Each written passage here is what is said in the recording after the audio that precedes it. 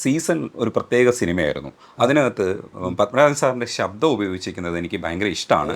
അതിൽ മനസ്സുകളിൽ മത്താപ്പൂ വിടർത്തുന്ന ലഹരിയിൽ മയങ്ങും മേനികളെ തഴുകും തെന്നലേ, ഭൂമിഗീതമേ, യാത്ര പോയവരെങ്ങാനും കണ്ടുവോ. പത്മനാഭൻ സാറിൻ്റെ ശബ്ദമാണ് അതിനകത്ത് ഉപയോഗിച്ചിരിക്കുന്നത്. അത് ഭയങ്കര രസമുള്ളൊരു സീസണിലെ പാട്ട്.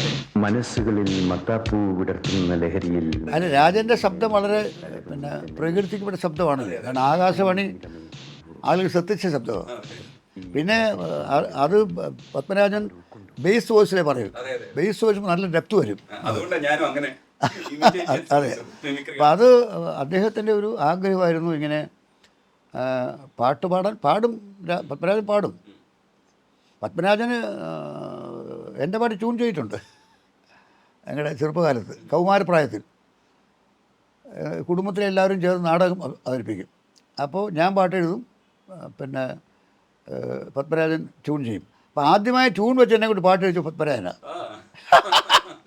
അപ്പോൾ ഞാൻ ശീർഷകമില്ലാത്ത കവിതകൾ എന്ന പേരിൽ ഒരു പുസ്തകം, ഗദ്യകവിത പുസ്തകം ഉണ്ട് എൻ്റെ. അപ്പോൾ അതുകൊണ്ട് ഒരു ഗദ്യത്തിൽ എഴുതിയ ഒരു കവിത നമുക്ക് അത് സിനിമയിൽ ഞാൻ പറയാം. അങ്ങനെ പത്മനാഭൻ പറഞ്ഞപ്പോൾ ഞാൻ എതിർത്തു. ഞാൻ അത് ശരിയാവില്ല, അത് സിനിമയിൽ നന്നായിരിക്കും, രാജൻ്റെ ശബ്ദം നല്ലതാണ്, കേൾക്കുമ്പോൾ രസമായിരിക്കും, പക്ഷേ പാട്ടായിട്ട് റേഡിയോ വരില്ല, ആരും ആവശ്യപ്പെടില്ല.